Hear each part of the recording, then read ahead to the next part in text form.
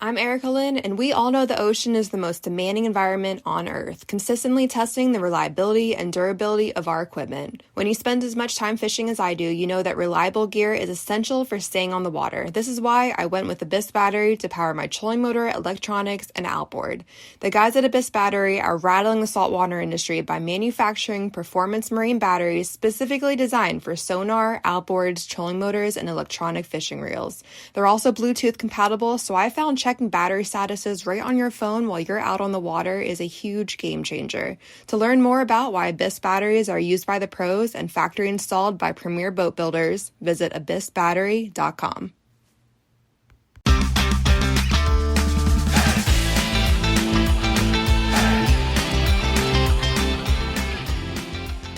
Hello and welcome to the Publicly Challenged Podcast. I'm your host, Luke Oswald, and I hope you join me on my quest for knowledge to become a better public land hunter, angler, and forager. Stick with this and who knows, maybe we will learn something together.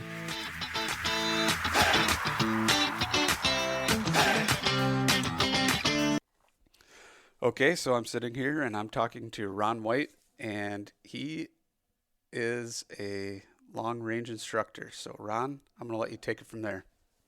Awesome. Well, Luke, I appreciate it. And we have already had a heck of a conversation this evening, which is great. But we're going to have some good content, I'm sure. Appreciate what you're doing. First of all, you know, I appreciate anyone trying to educate folks, educate other hunters. And, I'm interested in some of the other stuff you're doing too with the wilderness foraging and whatnot. I mean, that's good stuff. So anyway, thank you for what you're doing and the time you put into it. Thank you. I appreciate that. You bet. So you want to introduce yourself a little bit? Sure. So my wife, Denise, and I, we run a long-range shooting school out of, we live in Northwest Arkansas. The actual school property is about an hour and a half from here.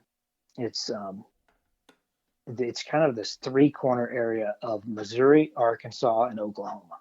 It's where they all come together, if you can think of that. And then Kansas is in there too, real close to Kansas as well.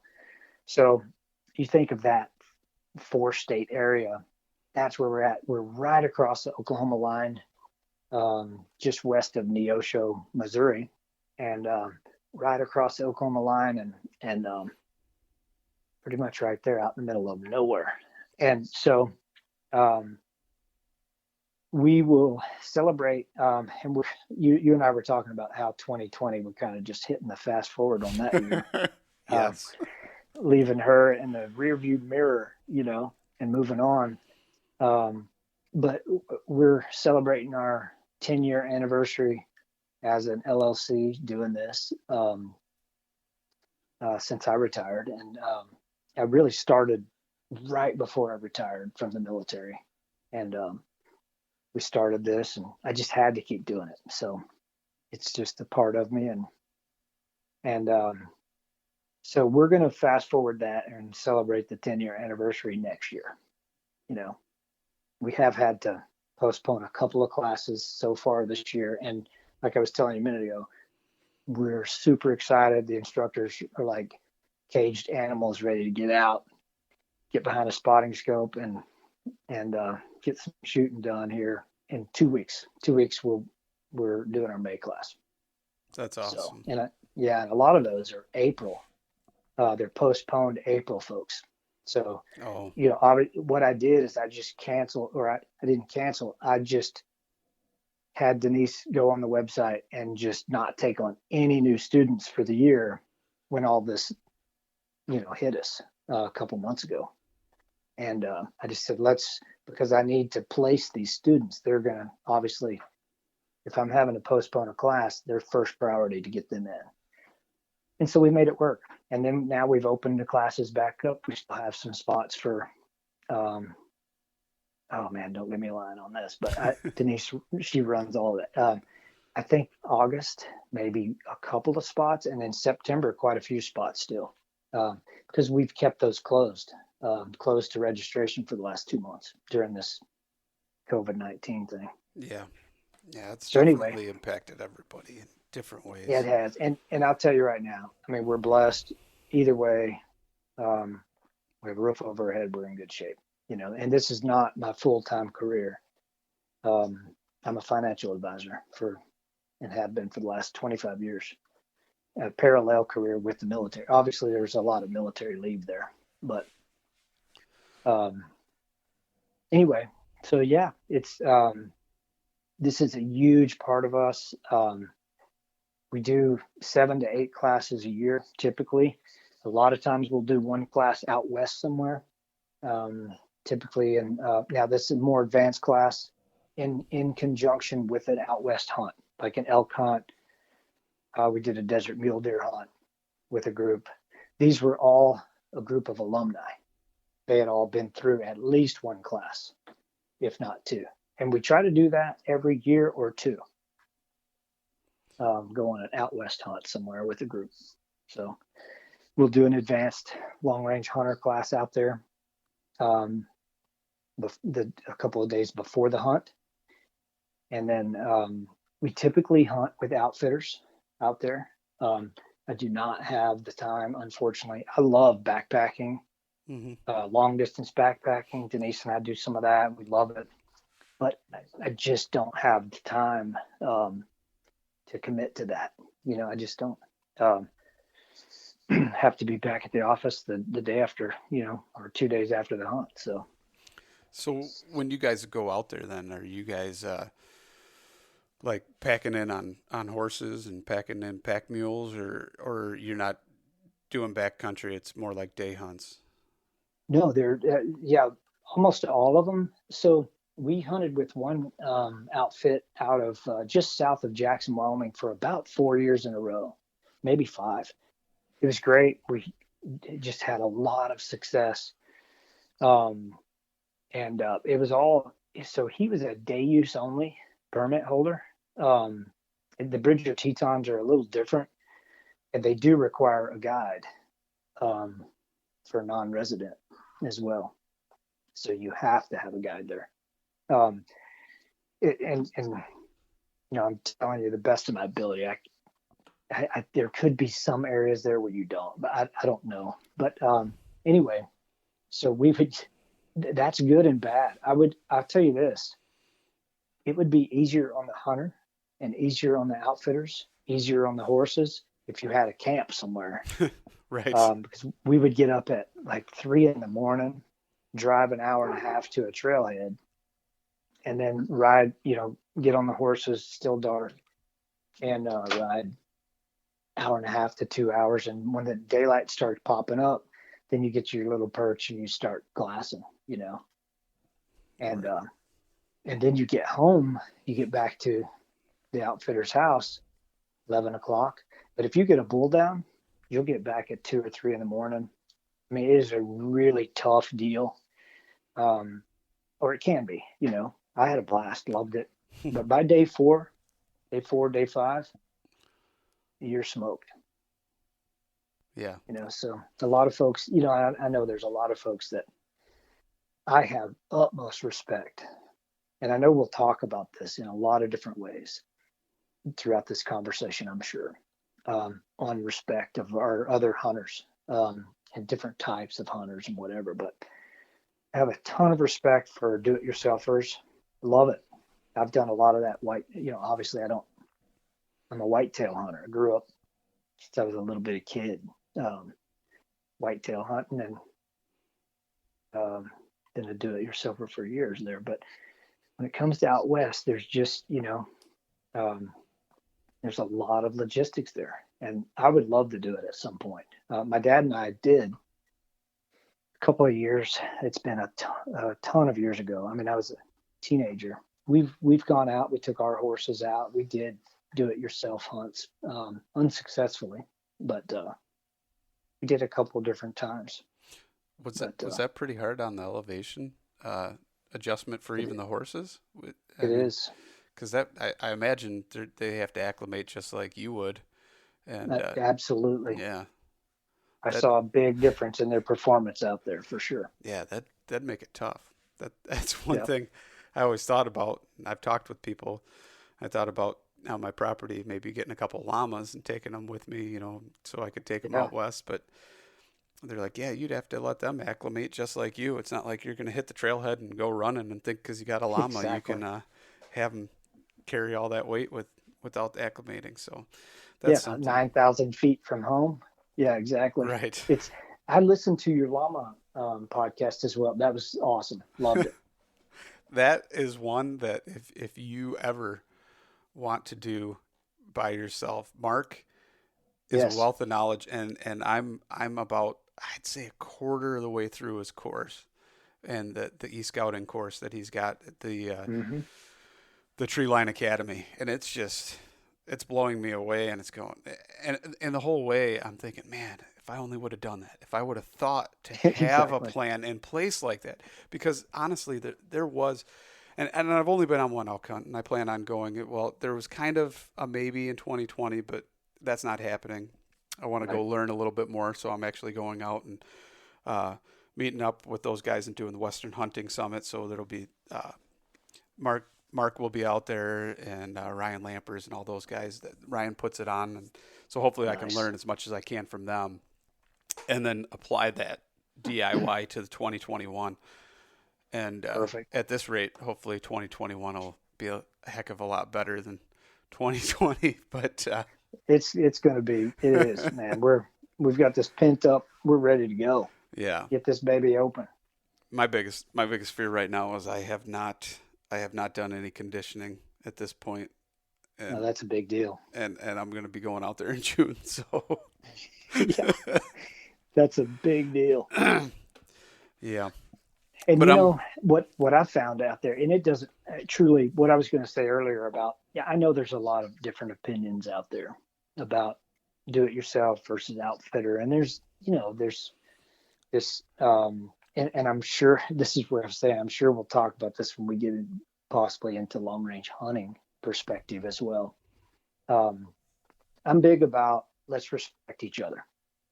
Let's respect each other. I don't care if you're archery, rifle, muzzleloader with an optic or without, or traditional.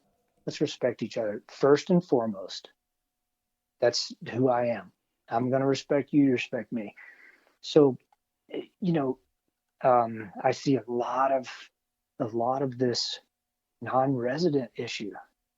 Um, I mean, there's some serious hate for non-residents out there on some of these forums, and there's, I understand that people are going to spew hate all over the place.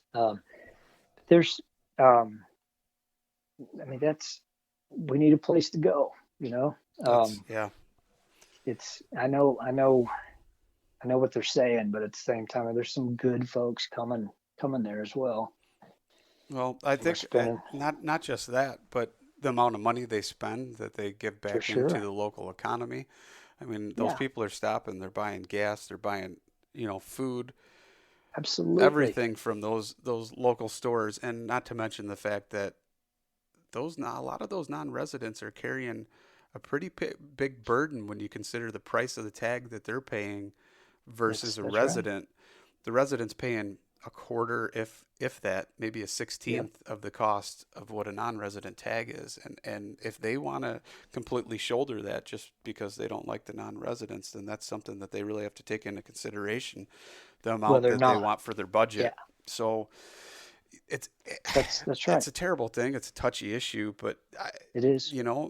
I my opinion is if somebody wants to hunt it sustainably and ethically, they have it's public land. It doesn't matter if you're a resident of that state or not. I mean, we all contribute to those federal lands, any way you look Absolutely. at it. So yeah, it saddens me to think that people are out there like that. And I've seen it. I saw something that Corey Jacobson posted like last year or the year before, and it was a note that he had a rental truck, and so it had like an out of state plate, and he was hunting in his home state, and somebody Oh slapped my gosh. slapped a note on his windshield and said, go home, non-res, blah blah blah. This isn't your hunting ground, something to that effect. And it's just, That's horrible. it is absolutely. I mean, they didn't damage anything on the vehicle or Right. anything, but either way, I mean, that's not the way to be. hunters should help other hunters because For sure.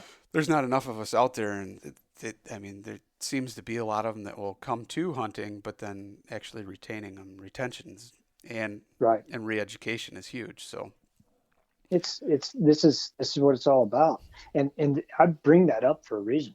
I brought it up because it is a sensitive issue, and I would just want to talk about it. And I think it's because the more we talk about this, the more we get it out, maybe, just maybe, we can get some folks to step back for a second and say, they had a good point. And they didn't seem like a bad fella. And personally, I have never had an issue as a non-resident going to New Mexico, going to Colorado, going to Wyoming, Kansas. Hunted Kansas whitetail for years on a lease there. But anyway, never. And when we go with outfitters, I mean, I haven't been with an outfitter for years on private land. It's all been public. And it's awesome. It's absolutely fair chase. It's tough every single time. It's super tough physically, mentally demanding, and good stuff. So I respect them all, though. I just think if we step back every now and then and we say, we're all carrying the same flag here. We're doing it for the right reason. We're, like you said, ethically. We're feeding our families. We're conservationists. Anyway. Well, that's my rant. I just did an interview with a girl a couple days ago, and she is part of an outdoor roundtable alliance, and that's who she works with now. And it's not about just uniting hunters, but other organizations or groups that, mountain bikers or skiers and everybody else, so we can utilize the public lands without stepping on each other's toes and try and say, hey, look, you know what, they could possibly be threatened either way, not just in hunting rights, but other rights as well. And if we don't make our voice heard and realize that we get a bigger piece of the pie and a bigger seat at the table by doing this, and it seems like it's working pretty well. So that's wise. Yeah, that's a good thing too. Much, much stronger voice when you're in it together, right? Absolutely. And if we could just, we were talking about it, and it's, it's common ground, literally common ground, the ground that we all share for whatever purposes we want to use it for, and using it, finding common ground to come together instead of trying to be divisive. And hopefully we can do that. But Ron, I got a question for you. So sure. I know you were shooting when you were younger. You got into a little bit of competitive shooting, if I'm not mistaken. And so after that, you kind of got out of shooting, right? Right. And then I was burned out a bit. Yep. And then you ended up going, you want to talk? You actually got a pretty cool story because that's where my first elk hunt is who you worked for is in the same area. And I thought that was just so cool when I heard you kind of telling that story, and it's pretty amazing. So you want to lead off with that? You did. Sure. You ended up not going into the military, right? Well, that's right. When 8 days after I graduated high school, I went straight to an outfitter, Ed Wiseman from Tonita Outfitters, and started working. I had called him and worked it all out. And he needed a ruler, and I was a horseshoer too. I started shoeing horses when I was 14, and I was breaking horses when I was probably 15, and just really self-taught at that point. I did go to horseshoeing school later. Matter of fact, when I was in the military, I went TDY and temporary duty, and went to Oklahoma City horseshoeing school. But anyway, but on the horse training, that was all self-taught, reading books. I went to a John Lyons symposium when I was real young, and just I loved horses, and I was pretty decent at it. I was natural. It's kind of hard to say you were good at something. I'd rather somebody else brag. You know what I mean? But anyway, so I was doing that really And so I went out, and the last thing I'll tell you this one little funny thing. When you're 18 years old and know it all. And I really wasn't a bad kid when I was 18, but my dad and I always butted heads a little bit. And I can relate to that. yeah.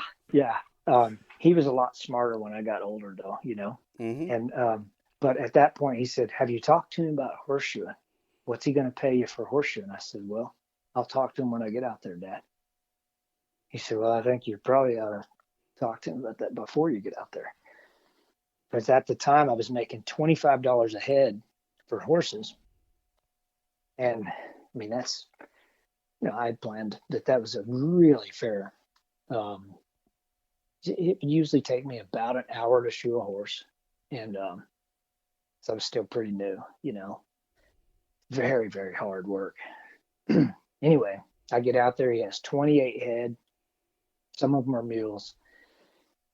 And one of the first things after I met him, I said, "So Ed, I wanted to talk to you about, the horseshoeing as well." And he said, "Sure, go right ahead." And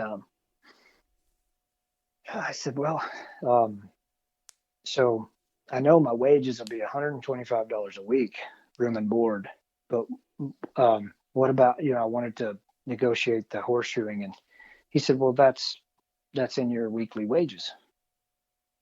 And of course, then I knew my dad was right. So anyway, I learned a valuable lesson at that moment. But and he had a big pile of. He was Ed was a very resourceful. I think resourceful is a great word to use. I asked him where the horseshoes and nails and all that stuff. He kept all that stuff, and takes me into the edge of the barn, and there's a pile of rusty horseshoes with nails in them and dirt and that had been pulled off. I mean, this was a 4-foot tall pile of horseshoes. He's like, "There you go. There's your horseshoes." And if any horseshoers that are listening to this are going to understand how long it takes you to clean that shoe up and prepare it to put on, an old shoe. They're just much tougher than a brand new shoe. Anyway, so it was tough. I learned a lot, but so did that for a while, quite a while. Loved it, absolutely loved it. He was super tough to work for, but I respected him greatly, and I came home sicker than a dog with Giardia, drinking mountain water. And So did you not filter it? Was that kind of how? no filter. I drank whatever he drank, and and what we would do in camp too. So truly, when we would take folks up for pack trips or whatever, hunting trips, we would find a little stream next to camp. We would always camp next to a tiny stream. I'm talking like a little spring coming out of the side of the mountain, not the creek, just a little tiny 6-inch stream. And we would dam it up several times, filtering it. We would dam it up with rocks, and then smaller rocks, and then smaller rocks, make like 3 dams. And then we would drink out of the bottom one, the lowest one. We did not filter any water in that camp. We just naturally filtered it. And so, I mean, we did it for months. And then anyway, all it takes is one little speck of beaver fever and you're done. So anyway, I went home, and it was just all meant to be, though. My story was crazy. It was all meant to be. I had a direction, and I was just being, God had a plan, and she kept forcing me to, and I was stubborn.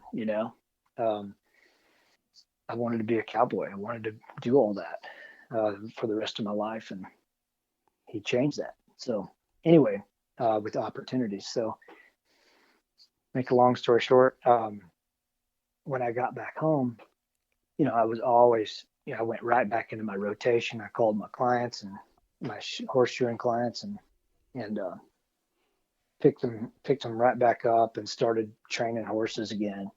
I would usually be breaking 3 horses a month or something like that. So And use go ahead. I'm sorry. I just wanted to, No. for everybody listening, Ron's talking about Ed, but Ed Wiseman, and it's believed that he is the man who probably killed. He was attacked by the last grizzly bear in Colorado, and That's a fact. isn't there a statue of him or something like that too that they erected or something with an arrow in his Yeah. hand or something? I can't remember how Oh it yeah. went, but yeah. So I mean, it was Yeah. kind of a pretty big deal that was like the Yeah. last grizzly sighting in Colorado. Yep. And And that's the there's Ed Wiseman that when he refers to Ed, he's referring to the man who got attacked while he was bow hunting by the last grizzly. So it's a pretty Yep. cool story. If you haven't, everybody that's listening, check it out because it's fascinating. And it's pretty cool It's a, that you met him, and he must oh have been yeah. one tough SOB because Oh man. Let me tell you, he was tough. And I totally respected him. Still do to this day. He's still alive. And I went by to see him on a family vacation, and he had already moved. He's up. I think he's in Iowa or somewhere up there now. But I went by his old place in Moffett, Colorado, which is in the middle of nowhere, San Luis Valley, just off the edge of the Sangre de Cristo mountain range. And that's usually where we went, into the Sangre de Cristos. yeah, that's interesting. I passed through them and then went into the San Juans, but yep, Yep. that's cool. So then It you was ended up, cool. yeah, that's so you ended up though getting back home because you ended up getting beaver fever, Hmm. and then you went into your rotation, and then how did you end up getting into the long range from there? Yeah. So fast forward a bunch. Desert Shield. I'll just drop this in there. The reason I went into the military, Desert Shield was happening. It was the buildup for the Gulf War that started happening. All the political. I was watching the news, and it just hit me. It's like I need to go, and so I went to the recruiter and signed up. And I'd always wanted to be in the Army, but my ROTC commander from high school talked me into going in the Air Force. And so, but I wanted to do something with a lot of guns and ammo, I mean, Don't we all? yeah, yeah. So there was this piece of the Air Force it's kind of the infantry of the Air Force. They were called security policemen, and it's security forces now, but went into security police, like being an MP, but they also guard nuclear weapons. They guard the president, Air Force One, all that kind of stuff. Supposed aliens, whatnot. Yeah, yeah. And I know nothing about any of that. So, sworn to secrecy. I'm kidding. But anyway, so here I was, it was about a year later. That was a really long year though. But about a year later, I was ended up out in West Texas, and I was a nuclear security specialist and learning the ropes, and it was awesome. Loved it. I went active duty in the beginning, and then transitioned to the National Guard later, which was a great move. Great move. And so, fast forwarding to the long range, late '90s. I graduated high school in '90, so I've been in the military and I retired in 2011. So the first half of my career was the Cold War, and I missed the Gulf War, by the way. I was in basic training when the Gulf War ended. And the drill instructors came in, celebrating, and I was like, oh man, what am I going to do now? Yeah, I just went through this for what? Yeah, exactly. Yeah. But anyway, I loved it. Once I got out of basic training, I loved it. And loved Security Police Academy. That was super cool. We started shooting, M60 machine guns, 203 grenade launchers, all that good stuff. So I was in hog heaven then. And anyway, so the first 10 years was the Cold War. And then 9/11 happened. So there was a program that some former Marines had started. One of my mentors went to DC, matter of fact, and presented the program because he believed the Air Force. He was a Marine Scout sniper for years and years, and he had transitioned over to the Air Force. And he, showed them that we needed overwatch, we needed VIP protection, we needed a standoff, advanced observation team, sniper team. And so they called it close precision engagement course. And it was started in the late 90s. Don't know the exact date, but so I went to sniper school while I was in the National Guard. And matter of fact, all of the instructors at the school were National Guard instructors, and they were amazing. Didn't like them that much when I went through it, but once I graduated, I liked them a lot. It was truly the toughest school I've ever gone through. It was amazing. Loved every minute of it. You just had to want to be there. You had to have heart. Your heart had to be in it, or you were not going to make it. There's no way. You had to want it. Is they're masters of making people quit. Anyway, when I graduated, walking down the line, shaking hands, the master sergeant running the program pulled me aside and asked me if I wanted to come and train to be an instructor. And so the day I graduated, that was amazing. And it was such an honor. And so, man, I learned as fast as I could. I taught every class I could, which meant you had to stay up late studying the content, becoming a so-called subject matter expert as quickly as possible. But you're not going to be a subject matter expert the first year. You're going to be a junior instructor. You're going to have some senior instructors correct you in the back of the room on the spot. They're not going to let you feed these students with wrong information. So anyway, you just learn really quick. You better know your stuff when you get in front of these students. It was an amazing opportunity. And at the time, truly, I was scared to death. And I don't know that anybody knows this, but my wife. I was scared to death to talk in front of more than 5 people. I didn't like public speaking at all. I would just sweat. You wouldn't see it. But after I came out of there and took my top coat off or whatever, it'd be nothing but armpit sweat. I was a wreck in front of people, but I changed my mindset on that. And I said, look, this was so important to me to become a solid instructor at that school. That was behind the scenes. That was one of my daily goals, is to continue. And I would control my positive self-talk and all that good stuff. Go through the whole mental process of preparing my mind for stage fright, I guess you could call it. And it's not a big deal anymore, for sure, but it took me a couple of years, and I got through that. And we were ramping up big time for Iraq and Afghanistan after, obviously 9/11. I deployed a couple times. And when I came back from Iraq, I was a team leader of 6 snipers in Iraq, and it was an amazing mission. This 2007, this month, May and June. This is always kind of a tough part of the year, truly.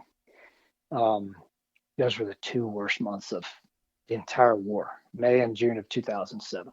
Ton of death in those 2 years. Anyway, that was the surge. The surge got Al Qaeda moving. It really was successful. The surge was very successful, but we lost a lot of people in 2007. So anyway, I did not lose anyone on my team. I'm just talking about we're all on the same team. We're all on the same team. Doesn't matter what branch. um, we sent those guys home, and it was tough. But when I came home from, I'm really fast forwarding now, but stop me anytime if you want to ask anything there. But came home, and the colonel asked me to run the school. Um, he had just let go the program manager, full-time NCOIC of the program, and that was a major deal because I had a full-time career too. So what I would usually do is come teach a class and then go back to work, and then skip a class or two, and then take leave of absence or take time off from work and go teach another class, 2 or 3 weeks, at a time. And um, it was tough. It's tough having that kind of a commitment, but it's important. It's something bigger than yourself. You just need to do it. And so, and that was a big one though. When he asked me if I would run the program, I was honored. That phone call. I was on my way home from being a guest instructor at the school, and at that time I was a senior instructor. I was a senior instructor at the school at that time. So I said, "Well, Colonel, give me 24 hours, and I'll give you a call. I need to talk to my wife. It's a big deal." And I called Denise, and she said, "Hey, I support you. Whatever we need to do." And we were really ramping up for overseas, so that the training load was heavy, and so the program was extremely important for Iraq, Afghanistan missions. All those people those trips were coming through our school. They were using it as a regional training center, like a RTC, which is really not the right way to deploy troops, but they were using our sniper program as a deployment vehicle, a regional training site. And so they were graduating and not even going home. They were going straight overseas. And that was their new job, So I did not agree with that, truly. They needed time. They needed time of training. It's still basic training, it's basic. It's not enough. Put the process into actual effect before you take it in the field. Yeah. Oh yeah, there's a lot of training that needs to happen before you go to a combat zone, with that. Anyway, it was way over my head. But just, there's worry about what you can control, and you voice your concern for sure. Definitely voice your concern, make it known, and then deal with what you can control, or you go crazy, and that's, I would say to anyone that's joining the military today, I would give them that advice.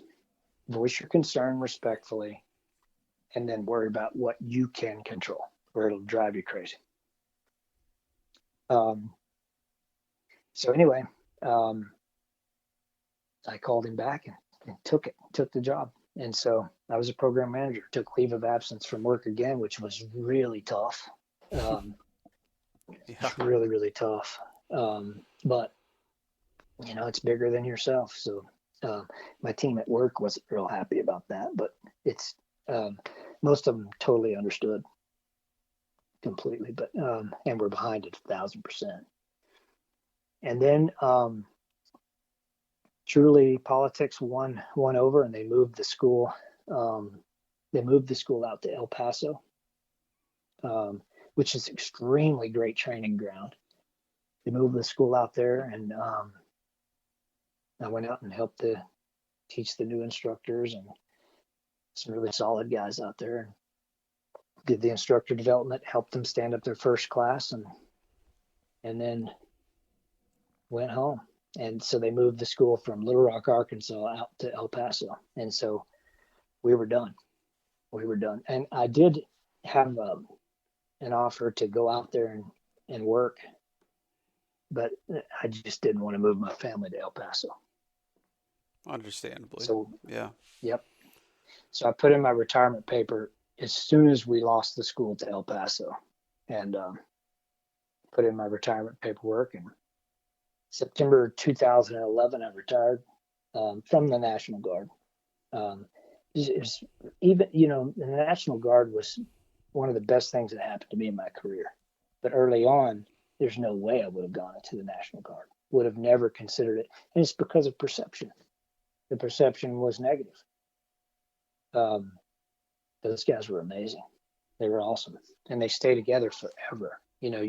People in that unit, we're an active duty unit. They're going to come and go quickly. You meet somebody and start to get to know them, and then they're gone somewhere. They get moved away. Not so in a guard unit. Yeah, in the guard was extreme. Yeah, a lot. Make you a cohesive unit when you get to know people, and they're not rotating through or getting a promotion or going somewhere. That definitely helps. Yeah, absolutely. It's kind of hard to make rank in a guard unit. You have to wait until somebody retires, but it was worth it. So I retired as a master sergeant, and I was the next guy up for senior master sergeant, but I was ready to go, and I wasn't really ready to go.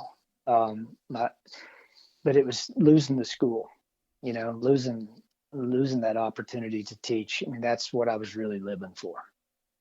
In the military, I loved it. And I didn't really want to go back to the security police gig. I wanted to stay with the CPE, the close precision engagement teams. That's where my love was. So anyway, that was, then we started DR long range concepts immediately. And I was really afraid to teach civilians from a liability aspect. And it was really just an unknown. I had never taught a civilian before. It was all military that I had taught. And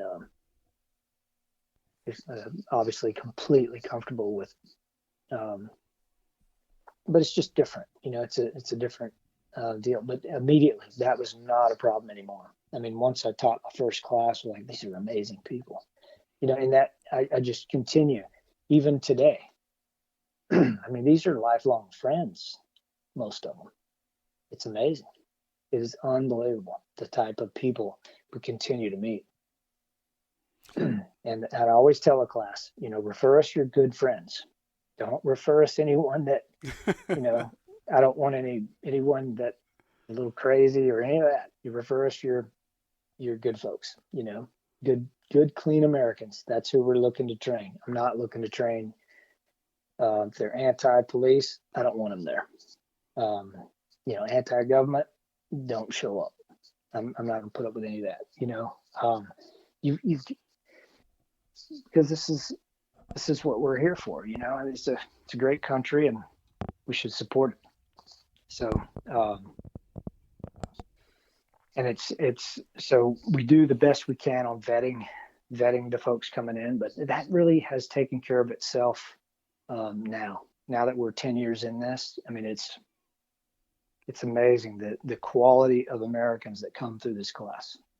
I just still today, I can't believe it. Just solid people. Yeah. We teach. That's what I was going to ask you. Yeah, you rolled right into it. So yeah. Okay. So we teach different phases. So we have I used to call it a long range hunting class. Then we changed the name to intro to long range. It's a two-day class. It's everything's compressed, but it's great. It's a great class. First time I ever did that was a group of doctors. Well, some of them were medical service guys, but a doctor had called me and said, here's what I'm looking for. So it's really like a custom class years ago, probably 9 years ago, our first year probably in business. And I said, just tell me what you're looking for and we'll put it together. We'll figure it out. And he said, so we have 2 days. That's it. I cannot do a 3-day.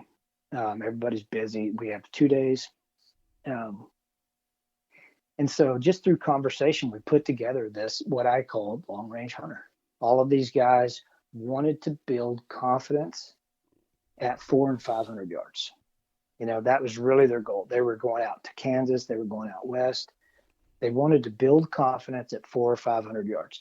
And I don't mean, there's a big difference between shooting a half a box of ammunition at 600 yards and hitting the target once, finally. And you're like, yes, I hit it.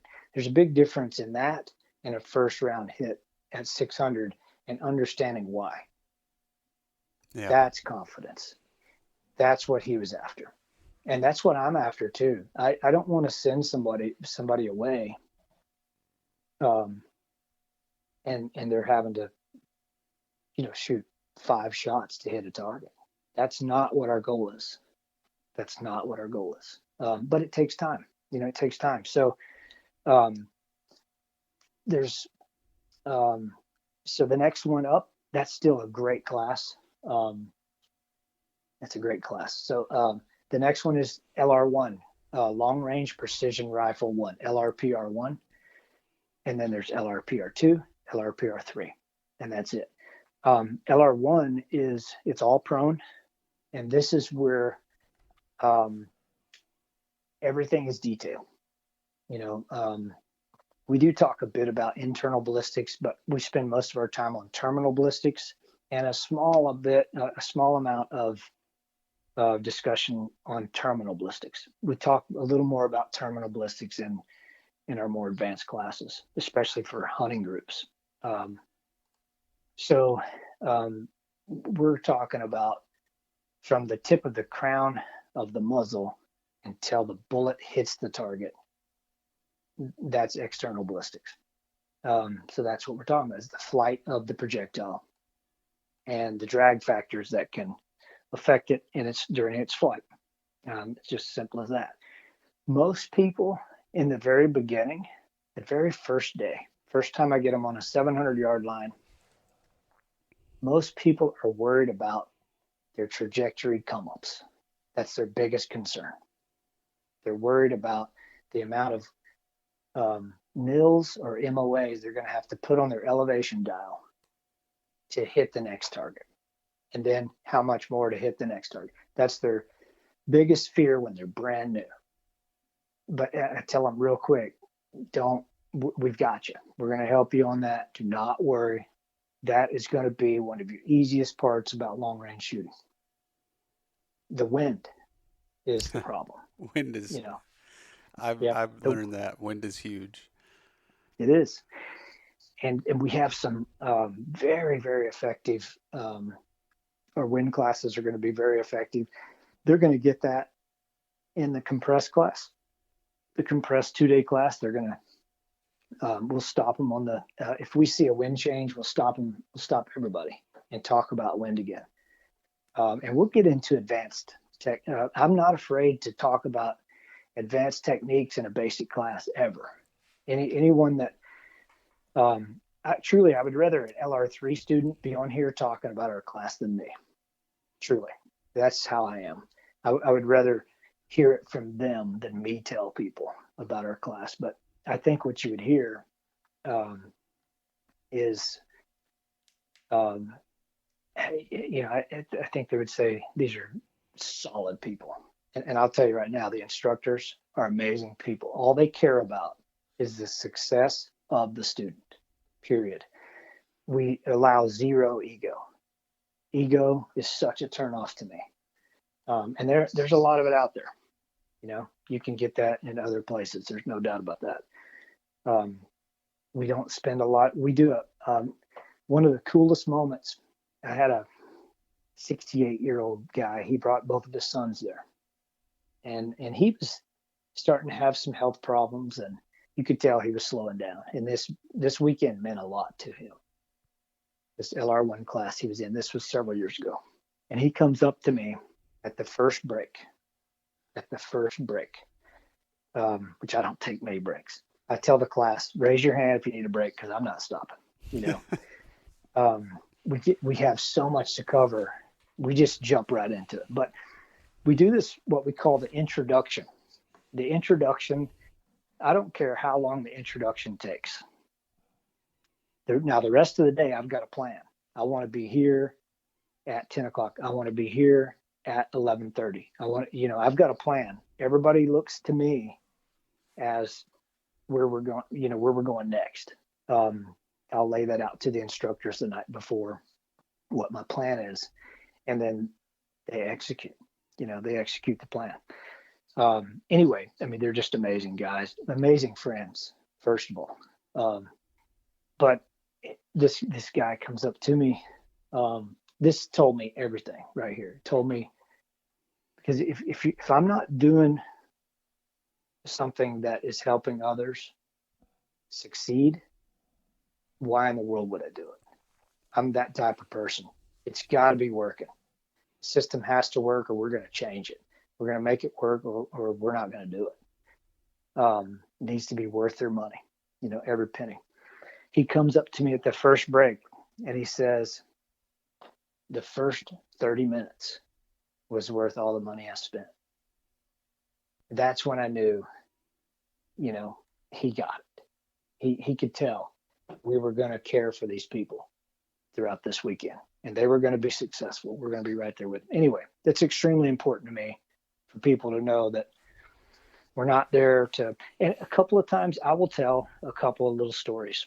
My wife always jokes about my little stories, but she's heard them before, and but like Target ID, we'll tell a story on Target ID. Target ID is humongous.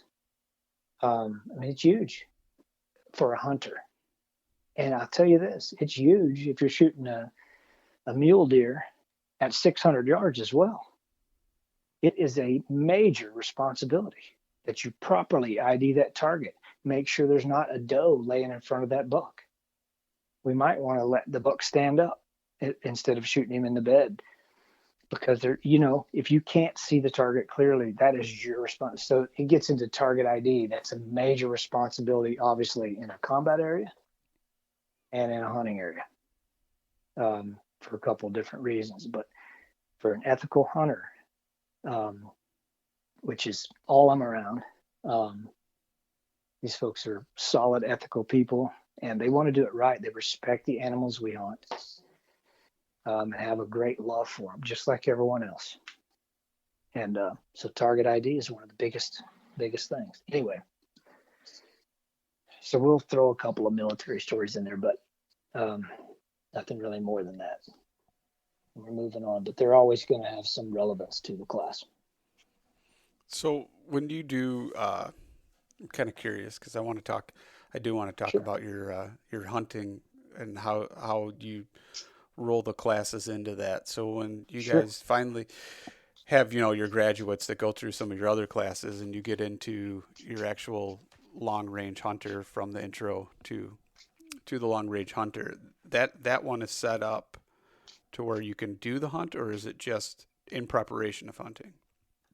Yeah. So LR3. So when someone graduates LR3, they have come through all of our classes at that point. And LR3 is really a hunting-based class, by the way, and I'll get into the actual group hunt. The group hunt is just 8 people. It's a voluntary deal. I mean, we put it out the year before, typically, maybe even a year and a half before. You have to put these out early so you can be drawing preference points and all this good stuff. But I mean, I have alumni drawing, just putting in preference points in Wyoming, in Colorado, year after year after year. I've said it years ago. If you want to go on a group hunt, start building your points now, and then start saving up, for a group hunt.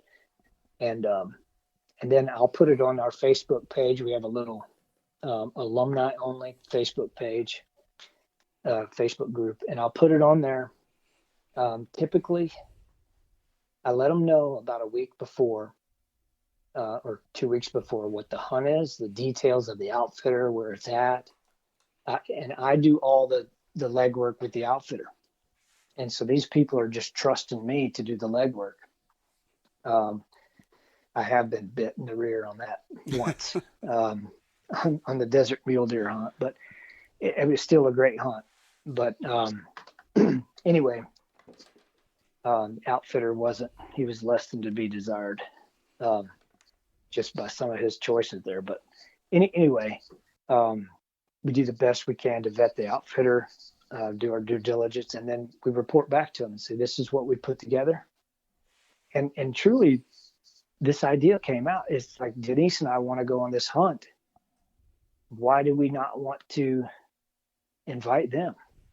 And so when I tell an outfitter, you tell me if you want 6 people or 8. This is the initial conversation. And then I think I could probably bring you 8 people if that's what you want in the camp. As long as you can take care of that many people and, it's a good hunt. Or if you tell me 6, then I'll get you 6. You tell me what you want. But once I advertise that, it's typically full in an hour and a half. Yeah. Just on Facebook.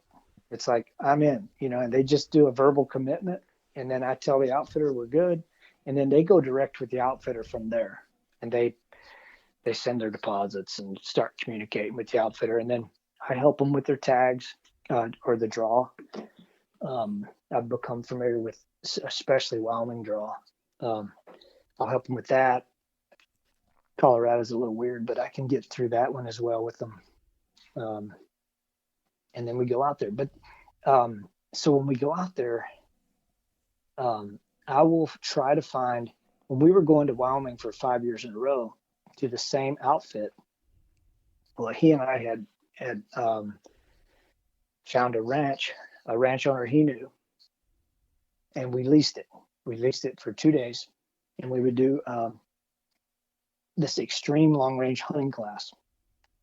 And it was really just scenario based, and then 1 day off of horses as well, which was super cool, because they got to know their guides. That was a big deal. And their guides got to see the ability, because they get a lot of people out there that miss animals all the time. Yeah. Buy From a an rifle. outfitter. Yeah. Slap a scope on it. Yeah. Oh man. Don't know they're dope. Yeah. Exactly. Zeroed at 100 yards or 25 yards at a pie plate, and then head to Colorado. Yeah. And that is ridiculous. It's ridiculous. But you know what? I bet you that person may not know better. You know what I mean? They've hunted at it like you and I here, where you're at is probably fairly similar to here. I mean, yeah, it's 100 yards is a pretty long shot here. Yeah. Where I live. Same. On a whitetail. Yeah. It's pretty thick woods, most of it. So yeah, yeah. Yeah. So if that's all they knew. So hopefully the outfitter can educate them before they come out and say, hey, you need, most of them say, I would love it if you were proficient out to 300 yards. That's what most outfitters will say. And then the guides kind of get used to different trajectory of a 30-06 and a 7 mag and a 300 Win Mag, and they're like, hold 12 inches high, and this is how they talk to their client. But when we put these guides behind spotting scopes and taught them how to spot. We taught them how to read trace. We taught them mills. We taught them MOA, and they were communicating like our alumni communicate. I want them to communicate the same. I don't want them to say, come up 4 clicks. I want them to say, come up 1 minute of angle. Right. Because 4 clicks on that scope is different than that one. That was a mill scope. This one's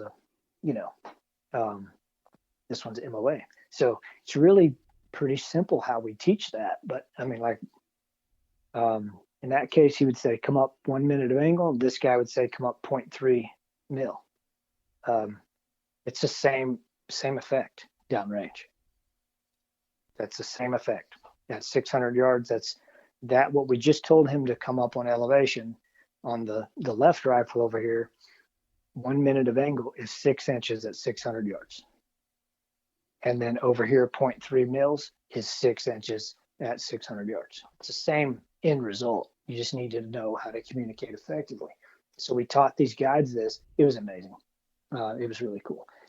But that's not really a scheduled class. That's like a private sign up thing, 6 to 8 people every other year or so.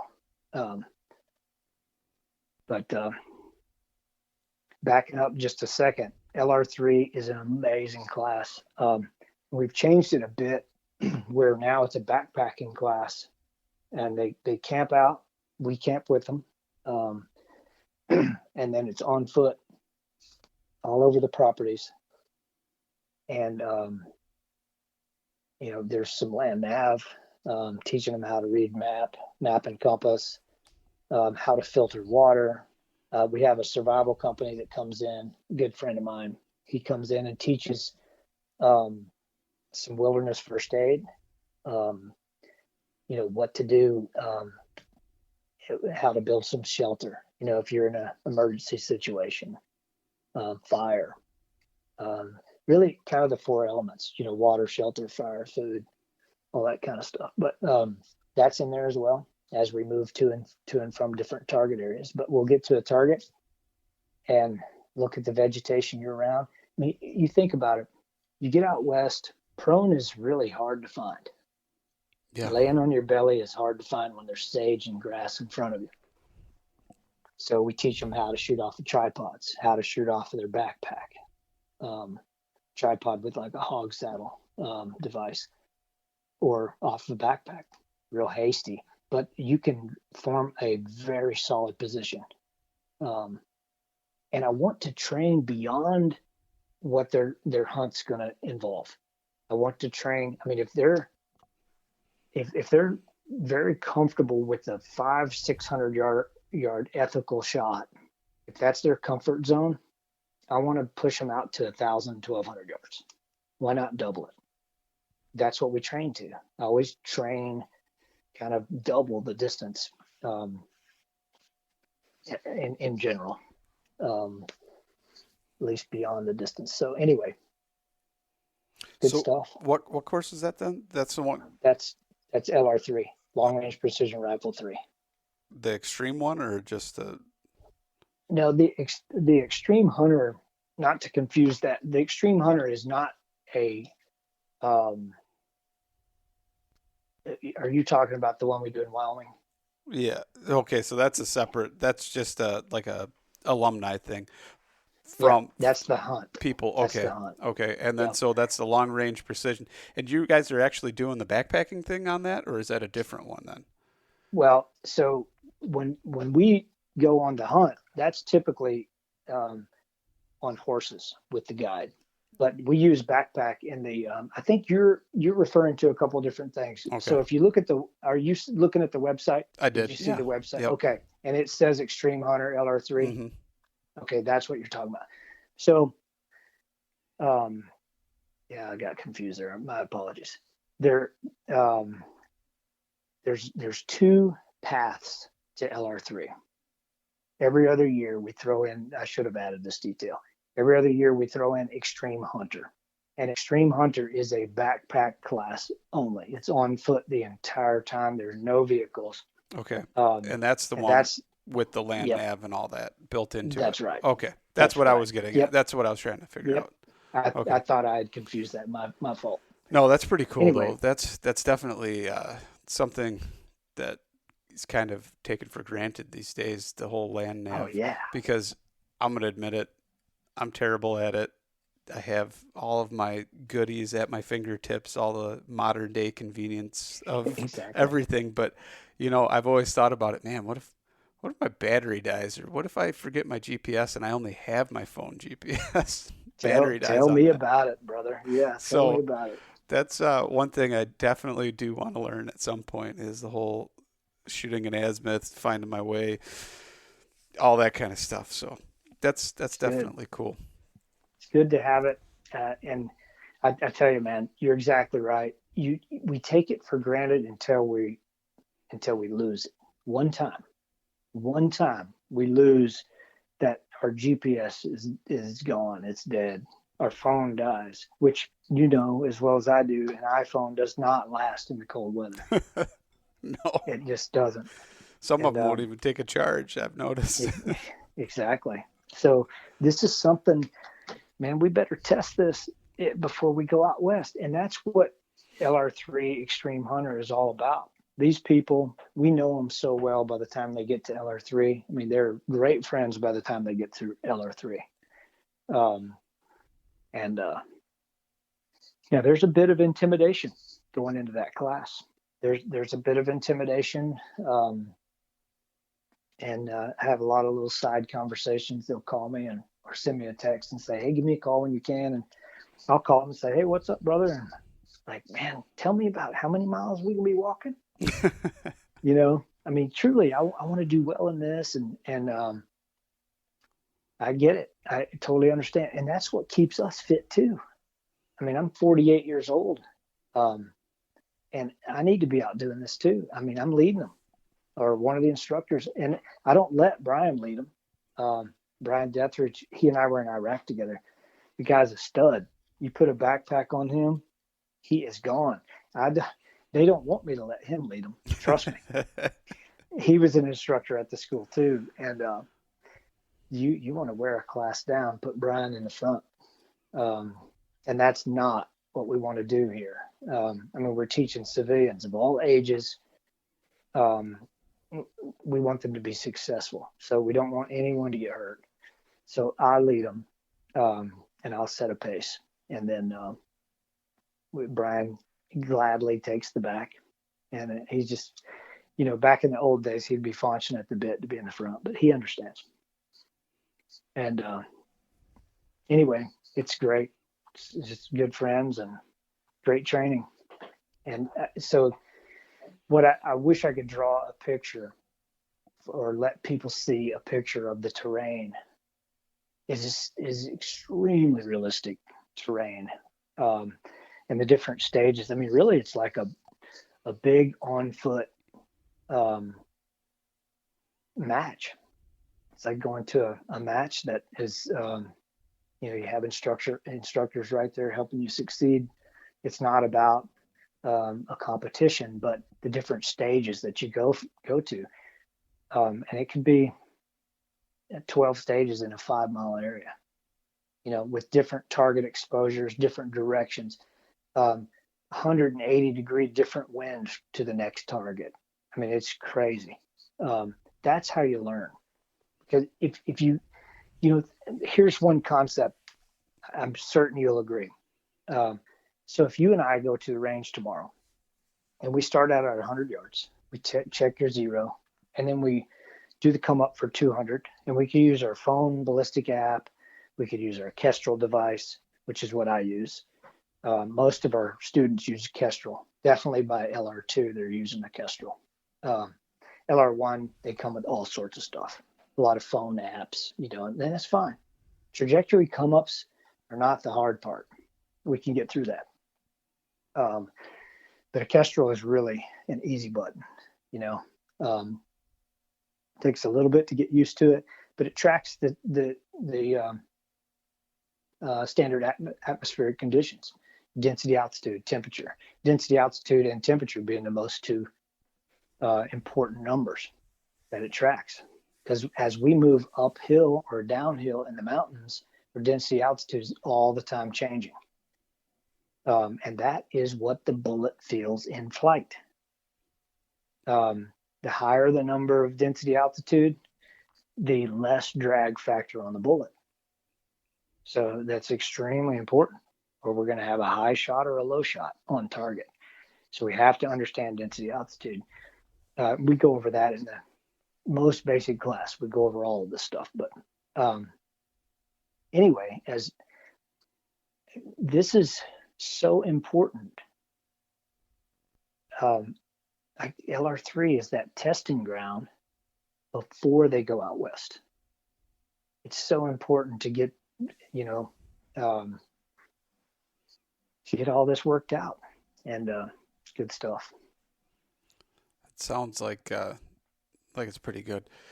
I want to kind of touch on, because I've heard you talk about some of the shots and stuff, and I want people to understand that, taking these courses, doing all this stuff is preparation, and then how you can actually put it into application. So I know some people might think it's unethical or whatever, but Sure. obviously we've went into detail the amount of work that goes into it and the breakdown, and we've talked about the courses and everything, but you want to just touch on some of the animals that you've taken and the Sure. distances. Sure thing.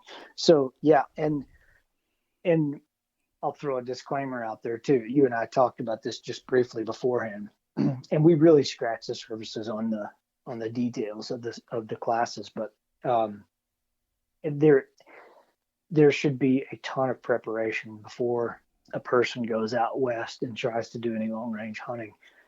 Um, and to back up a notch or two, back up to that perspective, that respect amongst hunters.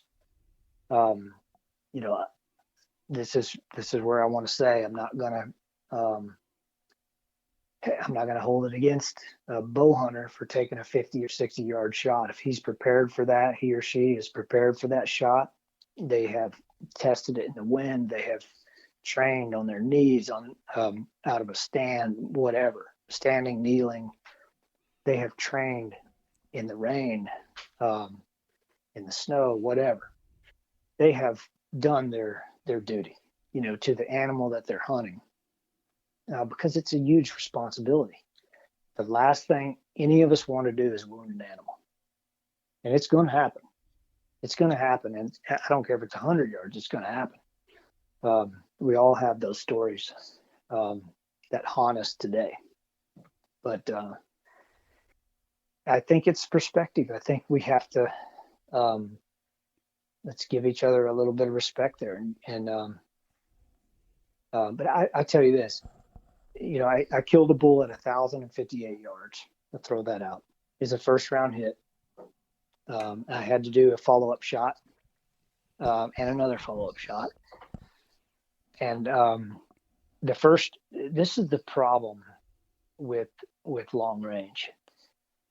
You have a very narrow window.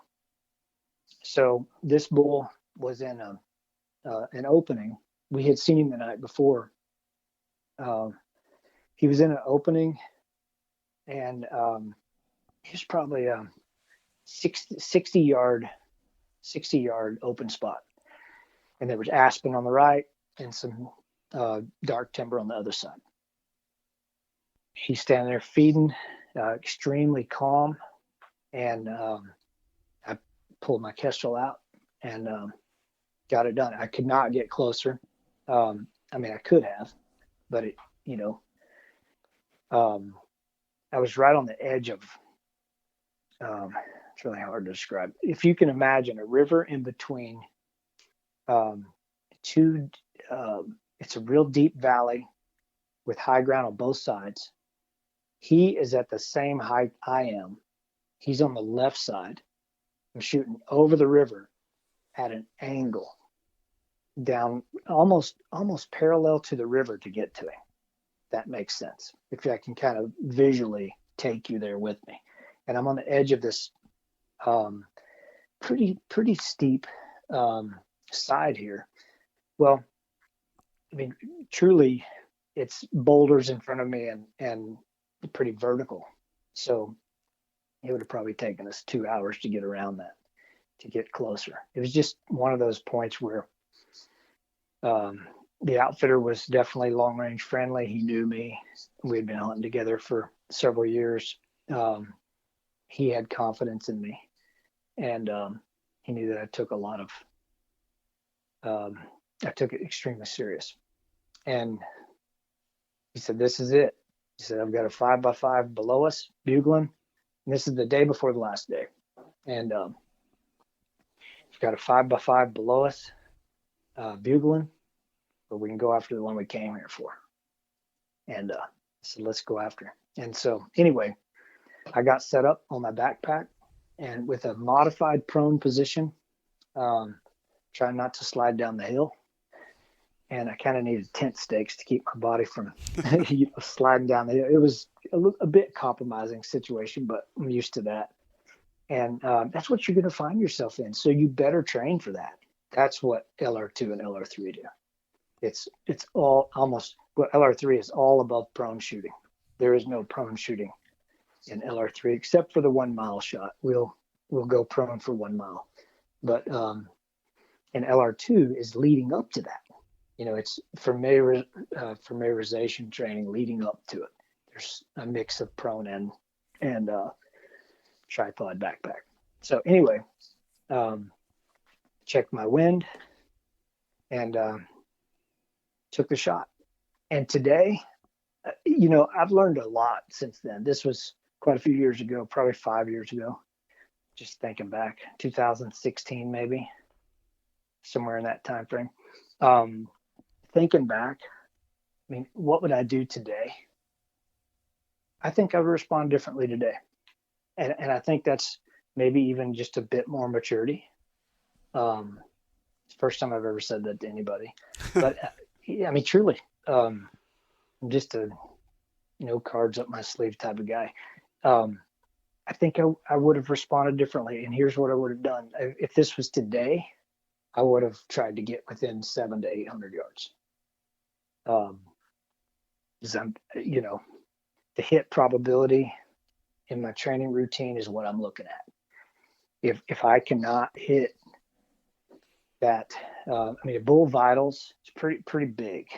It's pretty big for a bull vital. You're talking, depending on the size of the bull, the angle he's standing, from the back of his lungs to the, before you get to, we've got to be careful with the shoulder, that kind of distance. We want to stay away from bone and go double lung, just like an archer. An archer's looking for double lung. As he's shooting this arrow, he's going to be compromised if he hits bone. Same thing at that distance, because your muzzle velocity is slowing down the moment it leaves the muzzle. So those are all that's my thought process before I get there, before I do the hunt. I'm going to have a plan. This was not in that plan. It was not the goal. It was not the goal to have a 1,000-yard shot. It just happened, and I made it happen.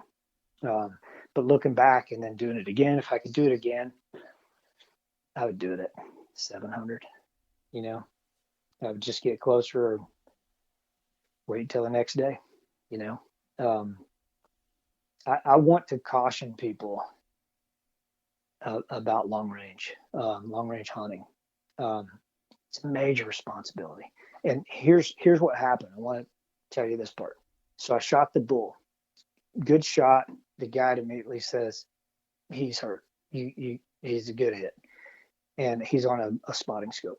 And he and I had shot together a bit. So that was nice, having somebody you've already communicated with. And he spotted me at 1,200 yards before on steel, so we had worked together quite a bit. That's huge. There's a lot of guides that they don't know how to communicate that way, that they've not had that kind of training. So anyway, this bull immediately runs into the aspens. And so now I see his tail and I see his ear, and he's standing there, and he's not dropping. He's standing there, and he's like, he's not going anywhere. And I said, well, I want to put him down. Well, it took a few minutes before he took like one step into the opening. This is the problem when you're long range. And my heart was beating in my throat at that point. And I said a little prayer too. I said, just let me get this bull down immediately. I do not want him to suffer a bit. So, that's what can happen. When you're looking down range at that kind of distance, you have narrow windows. That's the problem. It's just about any time on the range you can hit a target, a good center mass hit within 2 shots. But animals move, and they move fast. Just like him. I mean, he was into the tree line within a second and a half, it seemed like. I mean, he was just, and I watched him. I was reloading while he was on the move, preparing for a very quick follow-up shot. I wanted to put 2 in him real quick, shooting a 300 Win Mag. Anyway, he did take a bit of a step forward. I had probably a 12-inch window. And so got it done. But what if he would have stood there, and if we would have got on our horses Oh, and tried to get to him, and truly when I put him down, and we went down and got on the horses. We were above the horses probably 300 yards. We had run up this mountain, and I bet it took us an hour and a half to an hour and 45 minutes to get to him. Because you don't just ride straight anywhere in that country. There's switchbacks. You have to go back to cross the river, and you got beaver dams all over this river, and it's dangerous for horses. You have to go back to a safe crossing area. So anyway, it's just a mess getting to him.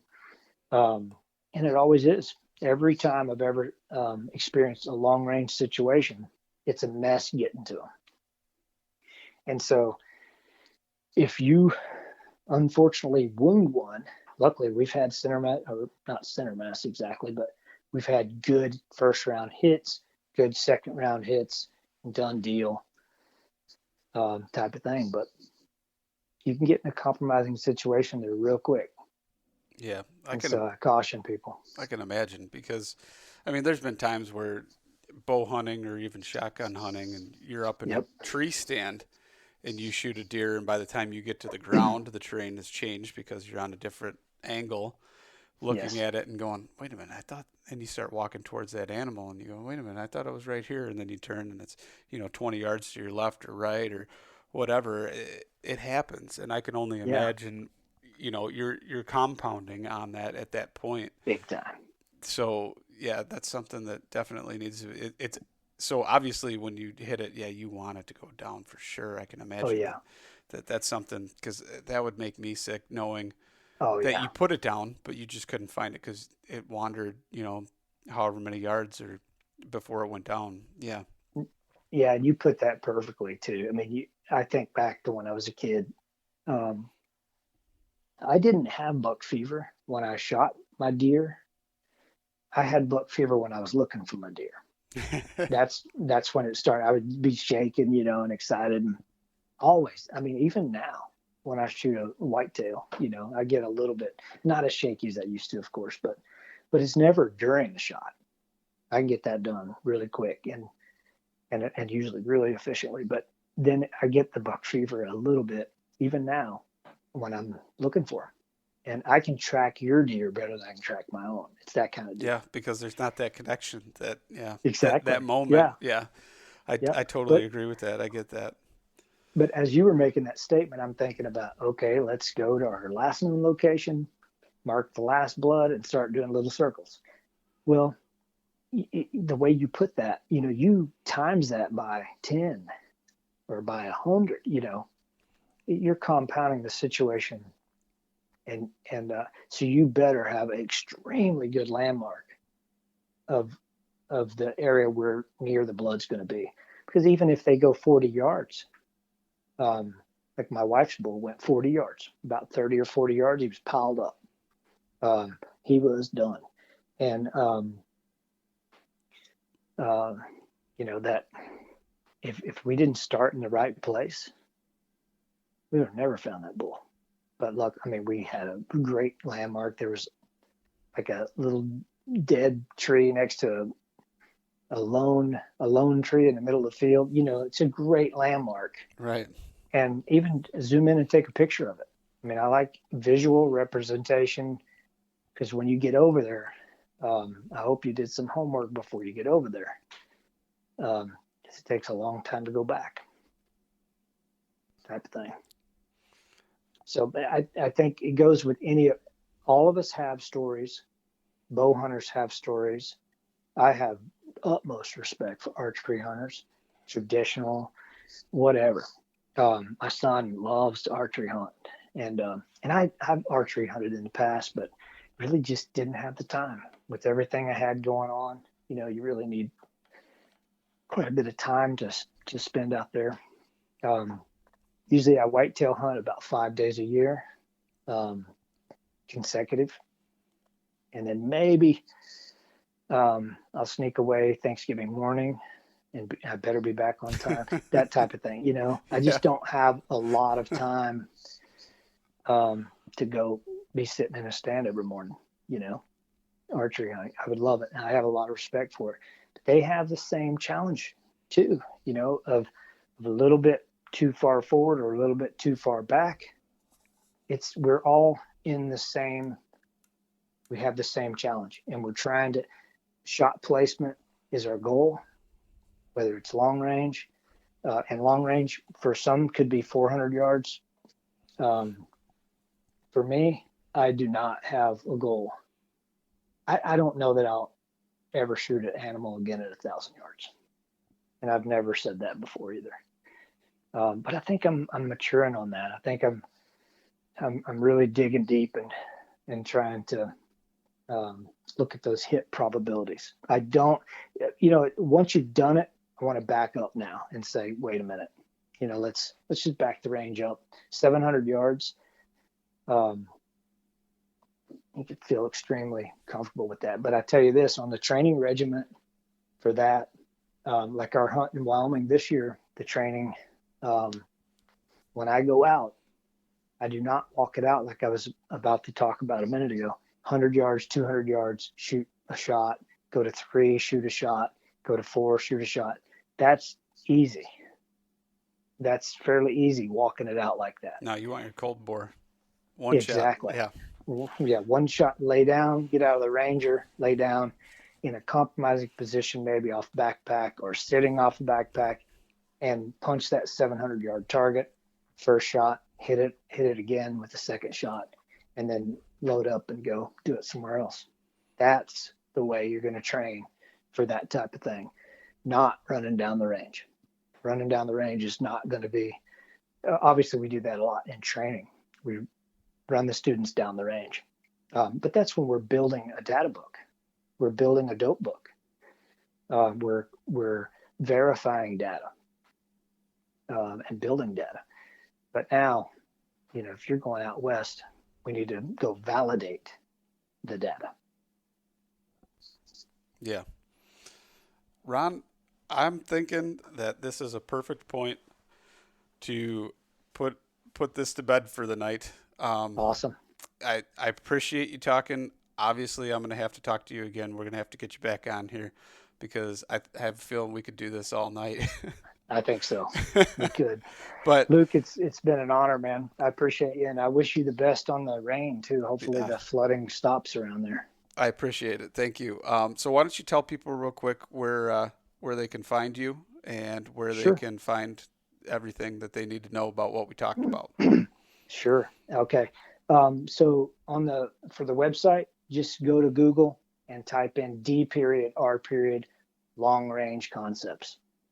DR long range concepts. You'll see our website. Forgive the old YouTube site. I am not active on YouTube. A lot of those videos are super old. Our Facebook page, very active on that. You'll see downloads happening in the middle of a class.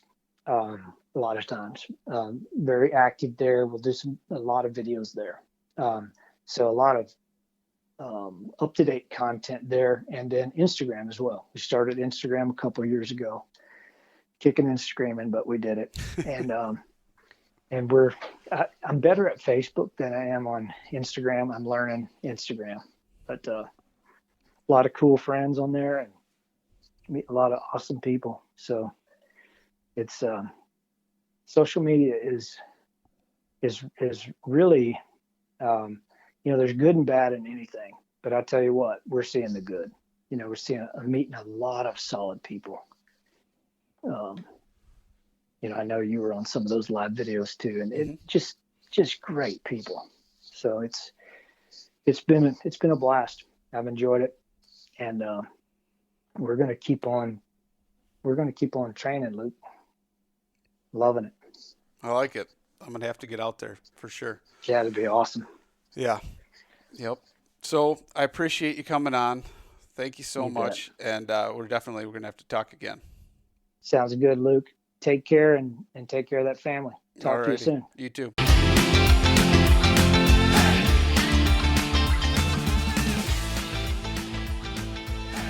And once again, thank you so much for listening to the Publicly Challenged podcast. I hope you enjoyed the show, and if you did, please subscribe on whatever platform it is you're listening to. Also, if you could leave a review, that would help us out. And you can check us out on Instagram or at publiclychallenged.com. And once again, thank you so much for listening to the show.